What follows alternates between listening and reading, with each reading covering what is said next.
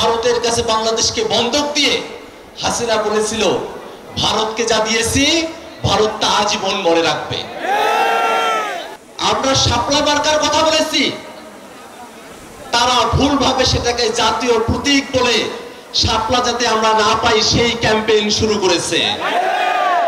সংস্কারের আলাপ টেবিল থেকে আপনারা রাজপথে আনতে বাধ্য করবেন না। ভারত মনে রেখেছে, আমরাও কিন্তু মনে রেখেছি। ছাত্ররা জীবন দেয়, রক্ত দেয়, আর কিছু রাজনৈতিক দলের ফায়দা লোটে।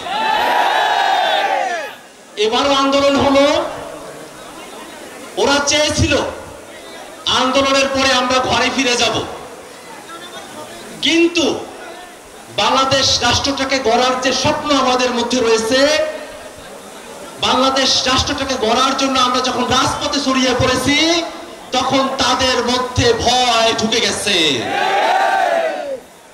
আমরা শাপলা মার্কার কথা বলেছি, তারা ভুলভাবে সেটাকে জাতীয় প্রতীক বলে শাপলা যাতে আমরা না পাই সেই ক্যাম্পেইন শুরু করেছে।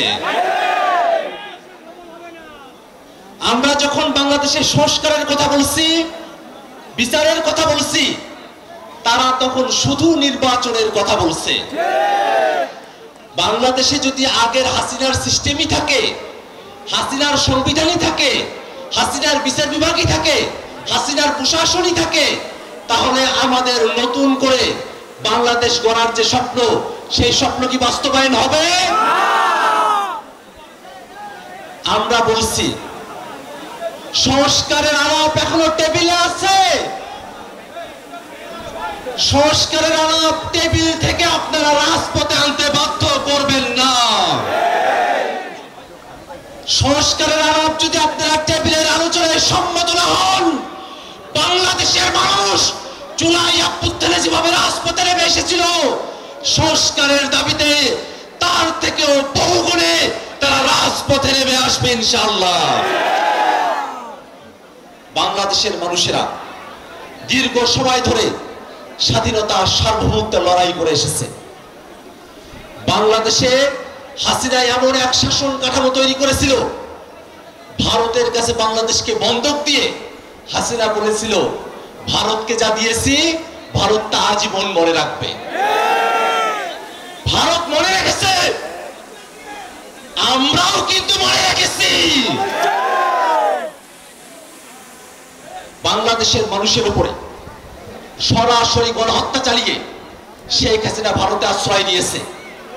আমরা ভারত সরকারের কাছে বিনীতভাবে আহ্বান জানাবো, বাংলাদেশের গণহত্যাকারী, মানবতা বিরোধী অপরাধী, হাজারো খুনের খুনি শেখ হাসিনাকে বাংলাদেশের বিচার বিভাগের কাছে সোপর্দ করতে হবে। বাংলাদেশের মানুষ ভারতের সঙ্গে বন্ধুত্বপূর্ণ সম্পর্ক চায়, ভারতের দাদাগিরিকে পছন্দ করে না। ভাইরা আমার, বাংলাদেশের নতুন রাজনৈতিক জনগোষ্ঠীর আবির্ভাব হয়েছে। এই নতুন রাজনৈতিক জনগোষ্ঠী বাংলাদেশের স্বার্থকেই প্রধান করে দেখে।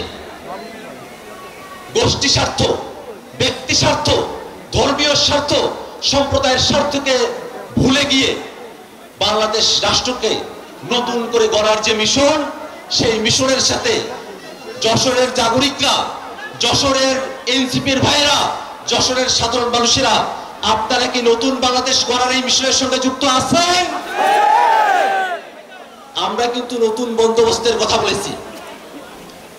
নতুন বন্দোবস্ত যতক্ষণ বাস্তবায়ন না হয় ততক্ষণ পর্যন্ত রাজপথ দখলে রাখার মানসিকতা আমাদের আছে।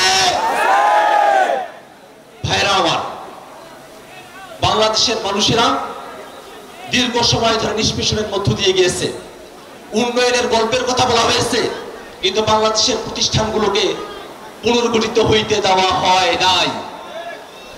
আমরা 47-এ ব্রিটিশ থেকে মুক্ত হয়েছি, 71-এ স্বাধীনতা অর্জন করেছি, 24-এ স্বৈরাচার হাসিনার থেকে মুক্তি পেয়েছি। আমাদের বর্তমানের লড়াই ফ্যাসিবাদী শাসন কাঠামো থেকে মুক্তি পাবার লড়াই। এই নতুন লড়াইতে, বাংলাদেশ রাষ্ট্রের প্রতিষ্ঠানগুলোকে গড়ার লড়াইতে আপনাদের সকলের স্বতঃস্ফূর্ত অংশগ্রহণ প্রত্যাশা করে আমি আমার বক্তব্য এখানে শেষ করছি। ইনকিলাব জিন্দাবাদ।